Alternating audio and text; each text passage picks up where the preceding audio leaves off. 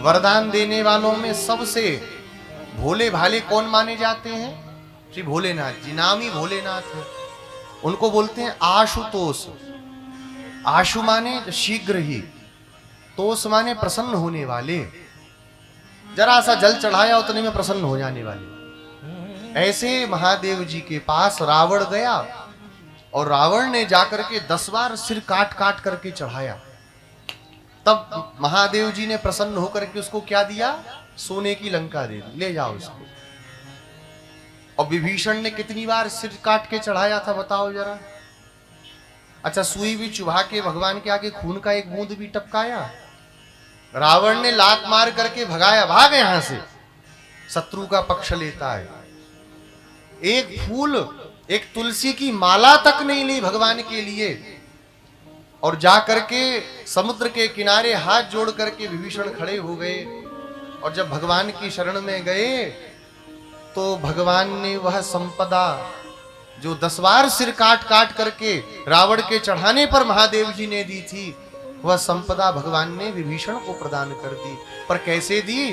बोले सकुच दीन रघुनाथ। भगवान को बड़ा संकोच हुआ। संतजन कहते हैं भगवान नीचे देखने लगे। भगवान का मुख लाल पड़ गया शर्म के मारे। और लक्ष्मण जी बड़े चतुर हैं। लक्ष्मण जी जान गए कुछ तो बात है भैया के मन में। तो उनको देख करके बोले भैया क्या हुआ, कैसे संकोच में पड़ गए? भगवान ने कहा लक्ष्मण, ये बेचारा विभीषण सब छोड़ छाड़ के मेरे पास आया और मैं इसे कुछ भी न दे सका। लक्ष्मण जी ने कहा क्या बात करते हैं, क्या आप अपना घर भी इनके नाम रजिस्ट्री करने का मूड है आपका? अरे इतनी बड़ी लंका दे तो दी। बोले लंका इसी की थी, लंका हमारी थोड़ी थी जो हमने इसको दे दी। लंका तो विभीषण की ही थी। करत राज लंका सठ त्यागी।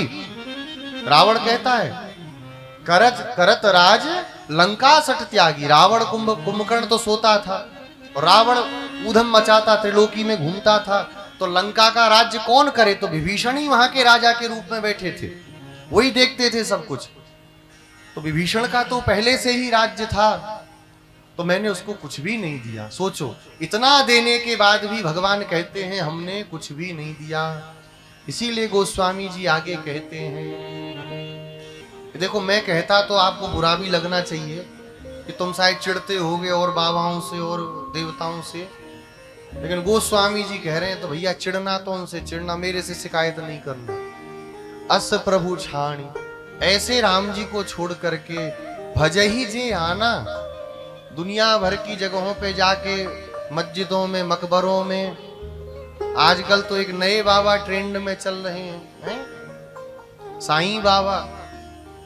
इनकी शरण में जो जाए वो कैसा है? बोले ते नर पशु बिन पूंछ बिसाना। वो पशु है, बस अंतर इतना है कि इसके सींग और पूंछ नहीं है, बाकी ये मनुष्य कहलाने योग्य नहीं है। भगवान को छोड़ करके जो अन्य की शरण में भागे, अन्य जगहों पर जाए, वो मनुष्य कहलाने का अधिकारी नहीं। कभी कभी ऐसा होता है, बहुत प्रार्थना करने पर भी, खूब भजन करने पर भी कार्य की सिद्धि नहीं हो पाती। भगवान के भक्ति के मार्ग से लोग क्यों च्युत हो जाते हैं? भाई जब भगवान इतने सरल हैं, भगवान सब देने वाले हैं, तो फिर लोग क्यों भगवान से विमुख हो जाते हैं? बोले भगवान एकाएक नहीं देते हैं। भगवान पहले परीक्षा करते हैं कि हमसे प्राप्त करने योग्य है कि नहीं। अभी अगल बगल तो नहीं देख रहा है कहीं? द्रौपदी का प्रसंग, इस संबंध में आचार्य लोग बहुत विस्तृत रूप में वर्णन करते हैं। महाभारत में एक प्रसंग आता है, जब पांडवों के साथ में द्यूत क्रीड़ा हुई दुर्योधन की, तो शकुनी के द्वारा फेंके गए पासों से पांडव अपना सर्वस्व हार गए। और हार करके पांडवों ने द्रौपदी को अंतिम में दांव पर लगा दिया। बहुत ध्यान से सुनना, द्रौपदी को दांव पर लगा दिया। और द्रौपदी को जब दांव पर लगाया तो वो दांव भी पांडव लोग हार गए। तब दुर्योधन ने कहा, जाकर के उस पांचाली को, जो 5-5 पतियों की पत्नी है, बालों से घसीट करके यहां सभा के मध्य में लाया जाए और ला करके नग्न करा जाए उसे, और नग्न करके मेरी जंघा पर बैठाया जाए। पांचों पांडव बैठे रहे, किसी ने एक शब्द नहीं कहा। दुशासन चला और जाकर के उस समय पर द्रौपदी महारानी रजस्वला थी, मासिक धर्म था उनको, एक वस्त्र में थी, स्नान भी नहीं किया था, अपने भवन में चुपचाप बैठी थी। जाकर के बालों से घसीटता हुआ दुशासन लेके जाने लगा। रोते हुए कहने लगी, अरे भैया आप मेरे देवर हो, मैं इस अवस्था में नहीं कि मैं पूज्य लोगों के सामने जा सकूं, आप मेरा स्पर्श क्यों करते हो और मुझे ऐसे क्यों घसीटते हो। ले जा करके सभा के मध्य में पटक दिया। सारे के सारे कौरवों के पक्ष वाले हंसने लगे, देखो देखो इसको, इंद्रप्रस्थ में आए थे तो यही हंसी थी ना, अंधे के अंधे, अब इसको मजा चखाना है। दुर्योधन ने कहा, जल्दी करो, इसके वस्त्रों को उतार करके लाओ, मेरी जांग पर बैठाओ। इतना सुनते ही तो द्रौपदी जी का हृदय कांप गया। रोते हुए भीष्म जी के पास गई, पितामह देखो कैसी बात करते हैं, मैं भरत वंश की पुत्रवधू हूं, आज तक किसी ने मेरा मुख भी नहीं देखा और इतनी सभा के सामने मुझे नंगा करके बैठाने की बात करते हैं। भीष्म कुछ नहीं बोले। द्रोणाचार्य के पास, कृपाचार्य के पास, यहां तक अंधे धृतराष्ट्र के पास भी जाकर के द्रौपदी रोने लगी, आप तो बचाओ।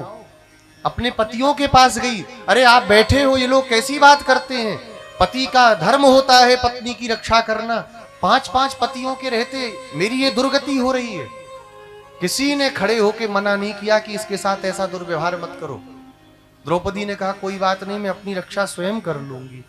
कस करके अपने हाथों से अपने कपड़ों को पकड़ लिया, खींचने लगा दुशासन। 10,000 हाथी का बल कब तक बचे। खींचते खींचते द्रौपदी ने कहा, अब तो कोई बचाने वाला नहीं, अब तो केवल ठाकुर जी ही मेरी रक्षा कर सकते हैं। एक हाथ को उठा के भगवान को पुकारा, भगवान नहीं आए। पुकारा, हे गोविंद रक्षा करो, हे गोविंद रक्षा करो। एक हाथ से कपड़ा पकड़ी रही।